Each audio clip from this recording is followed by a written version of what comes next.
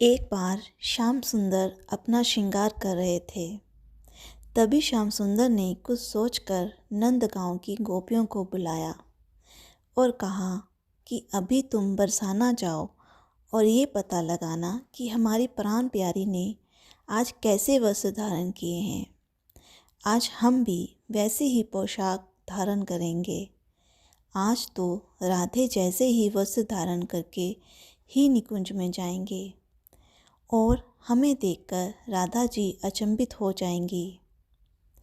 जब नंदगांव से गोपियाँ श्री बरसाना पहुँची तो कुछ मंजरियाँ श्री राधा रानी का श्रृंगार कर रही थी।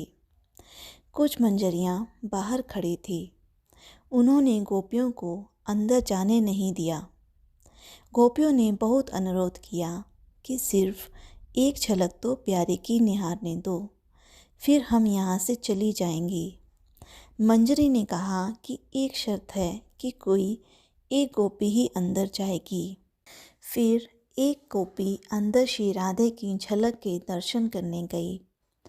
गोपी बिना पलके झपकाए श्री राधे की झलक के दर्शन करती रही।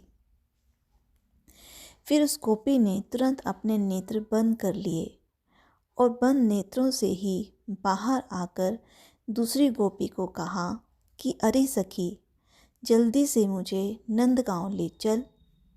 सभी सखियों ने कहा कि पहले श्री राधे के श्रृंगार का वर्णन तो कर सखी।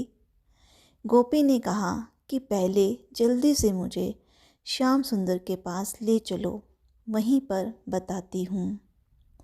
उस गोपी का हाथ पकड़कर सखियाँ नंद भवन में ले आई। जब सखियाँ नंदगांव पहुँची तो श्याम सुंदर ने पूछा कि कर लिए मेरे श्री राधा के दर्शन? अब जल्दी से मुझे बताओ, कैसे पोशाक धारण किए हैं? कितनी सुंदर लग रही थी मेरी प्यारी। तब गोपी ने कहा कि हमारी प्राण प्यारी को बड़े प्रेम से संभाल कर मेरे इन नेत्रों में समा कर लाई हूँ। लो, अब मैं नेत्र खोल रही हूँ। आप मेरे नेत्रों में झांक कर प्राण प्यारी का दर्शन करें। आह, कितना अद्भुत भाव है, कितना समर्पित भाव है। ऐसा अद्भुत और समर्पित भाव सिर्फ ब्रज की गोपिकाएं ही कर सकती हैं। तब श्याम सुंदर ने उस गोपी के नैनों में झांका तो बरसाने में श्रृंगार करती हुई श्री राधे दिखाई दी। श्याम सुंदर अपनी प्राण प्यारी की झलक पाकर उस गोपी के नेत्रों में ही खो गए। अपलक उस गोपी के नेत्रों में ही निहारते रहे।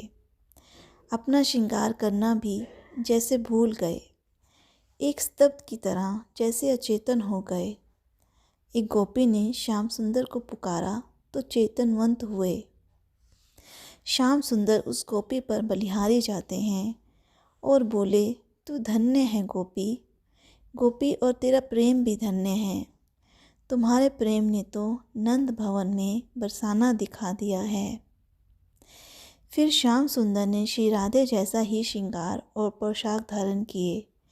जिस गोपी के नेत्रों में श्री राधे देखी थी, उससे कहा, अब तुम अपने नेत्रों में मेरी छवि को बंद कर लो। उस गोपी ने श्याम सुंदर को भी अपलक निहारा और थोड़ी देर में अपने नेत्रों को बंद कर दिया।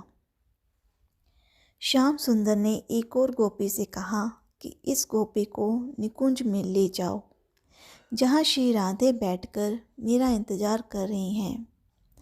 वो सखी उसका हाथ पकड़कर निकुंज में ले आई, जहाँ श्री राधे अपने श्याम सुंदर का इंतजार कर रही थी। नंदगांव की गोपियों को देखकर उनसे पूछा कि श्याम सुंदर कहाँ हैं। जिस गोपी ने नेत्र बंद थे, उसने कहा कि श्याम सुंदर मेरे नेत्रों में समा गए हैं। ऐसा कहकर उस गोपी ने अपने नेत्रों को जैसे ही खोला तो श्री राधे भी उसके नेत्रों में झांककर अचंभित सी हो गई। उस गोपी के एक नेत्र में श्रृंगार करती हुई बरसाना में श्री राधे दिखाई दे रही थी और दूसरे नेत्र में श्रृंगार करते हुए नंद भवन में श्याम सुंदर दिखाई दे रहे थे। उस गोपी के दोनों नेत्रों में प्रिया और प्रियतम दोनों दिखाई दे रहे थे।